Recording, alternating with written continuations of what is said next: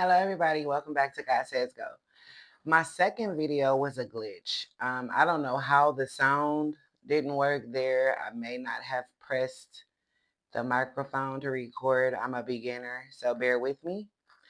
Today, I kind of want to just talk about what I was trying to talk about in that second video, which is expectations and reality.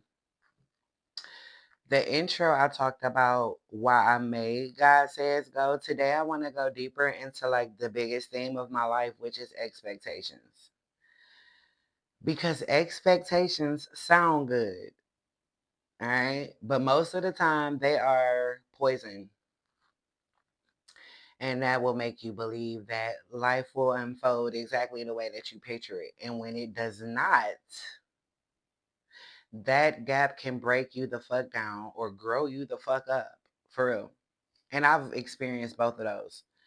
Um, the first time I expected my love to fix my husband was before we even got married.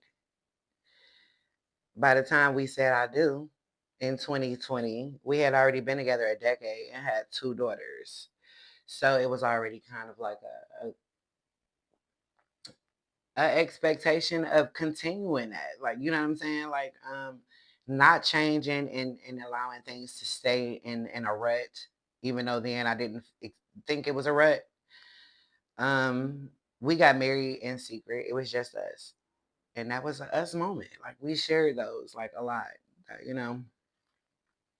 And in those moments, I definitely saw God's hands. I felt his presence sustain me. So I assumed, and assumption is like another word for expectation, that his presence, that since God's presence sustained me, that surely it would sustain me and him, you know, that we would like get into our marriage, both go into it with the same goal.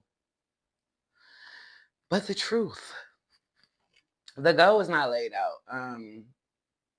I married my husband because I love him. That's number one. And number two, because I just assumed that marriage would fix whatever was going on. Like the goal wasn't even laid out. Like we were still drunk almost every day after getting married.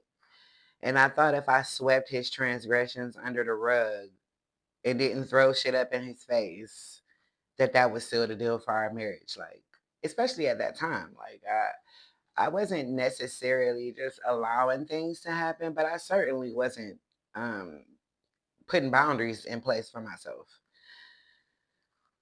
So but and then I kind of assumed like if he saw shit the way I seen it, then it was only a matter of time before he fell in line with what was best for him. And that was just my version of playing God. And I do that a lot. I thought if I picked up his brokenness and I carried it for him, that he wouldn't cut himself with it. I thought if I cut myself on his shards of trauma and his denial and and his grief and stuff like that, then at least I would keep him from bleeding. But all I did was bleed myself dry in the process of that. And that's insane. I've been bleeding though. Reopening the same wound, bleeding while he throws away the bandages that I offered him. Bleeding while I tried to stop him from cutting himself, even though I was already carrying wounds of my own. Um, but expectations, they do drain you. And that's the thing. They poison your hope if they're not rooted in the truth. And I was, it was rooted in my truth, but that's just my truth. Like, I cannot force that on another person. That's insane. I thought my endurance was going to inspire him so much. And I thought that, like, forgiving him would transform him. But it really just showed me that I was carrying weight that wasn't mine. Like, every time he chose liquor over me, reality showed me that I could not fix him. But I turned my back on that fact.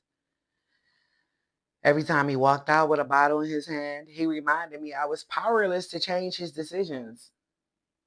And when he told me you can't control me, because he loves to throw that around, I heard those words in levels, kind of like they were not just for me. They were for his like abusers, like they were for like the people who punished his disobedience, like he was a bad slave. That's a whole nother story. The ones who made him pay with skin every time he tried to heal, so he never could heal, and that's a lot of the case with addicts. When I was drinking and everything like that, I was unhealed, and I'm still unhealed.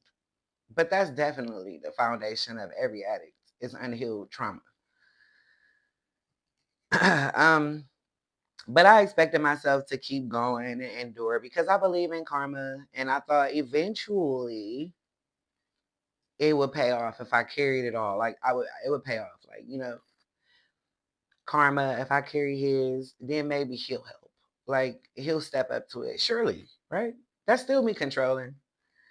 Um, but then a shift happened because God, He made sure I could not do anything extra.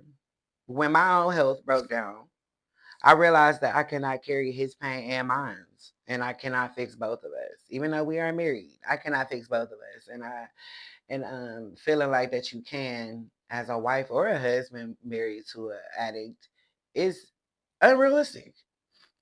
Period. But I don't want my husband to carry my brokenness for me. Like that's my cross to bear. Like I don't want anyone to carry that for me. The things that he could do to make life easier, he has made it clear that he will not do that on my time. So I can only do for me. My energy has to be used wisely. God is teaching me to prioritize myself in this season, and I'm very appreciative of it. And yet, even in his addiction, he's called by God, and I can see that in so many ways. Like um, it's something spiritual there, and it burns me up because I know that's me and a lot of wives. Like, because you can see your husband or your wife or whatever for what's deep with that addiction is trying to cover up and steal from them. Like you can see that. Like I can see the greatness that my husband can offer. Like his testimony alone is powerful enough to move minds, in my opinion. Um, and the fact that he is allowing that to be stolen from him.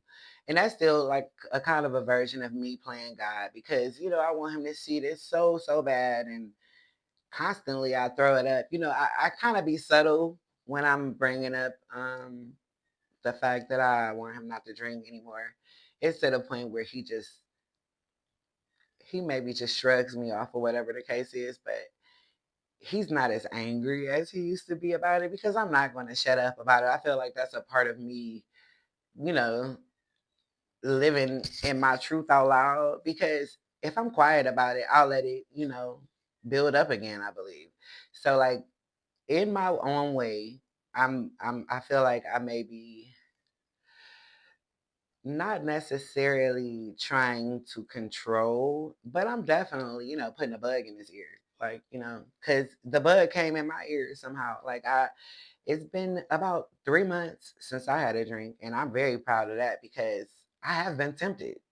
And I'll talk about that another time, but it's been a few times recently where I've been tempted, but my mind has never been so clear. Like, I don't want to drink. I'm not a drinker anymore. I've done that. I don't want to no more. It's not, and then, seeing what alcohol did and does to people who I love, like, it makes liquor something that kind of like disgusts me in a way, not just physically, because my body can't tolerate alcohol, but it's just like a mental, like, mentally, I just hate it. I try and avoid it, but I'm still human and I'm still an addict drawn to alcohol. So, like, it's still hard. Not really. I mean, I don't know why, but I think my decision on not drinking liquor is made way more solidified by my husband's inability to stop drinking liquor. I think that's probably what it is because it was one point where, I was going back to the liquor store a few times a night, and I was driving. So This shift is huge for me, and I'm like really excited to see what's next. And I will not allow another person's decisions to determine what my next move is going to be. I've been on this, and before this, I was sober for 18 months, and I just started back drinking, trying to, get closer to my husband, which I will definitely talk about that as well, because that's a big deal. Like, it was silly, it was ill advised, but I did do it, and I paid for it. But yeah, I just really wanted to talk about that because, like, my expectations still get me in trouble. Like, and it's just something that I go to God with constantly because your expectations is a double edged sword. Like, and then you can kind of get caught up in like fleeting moments of your expectations being met, and then in turn you just spiral out with that one thing. I mean, I've done it, and I still do it.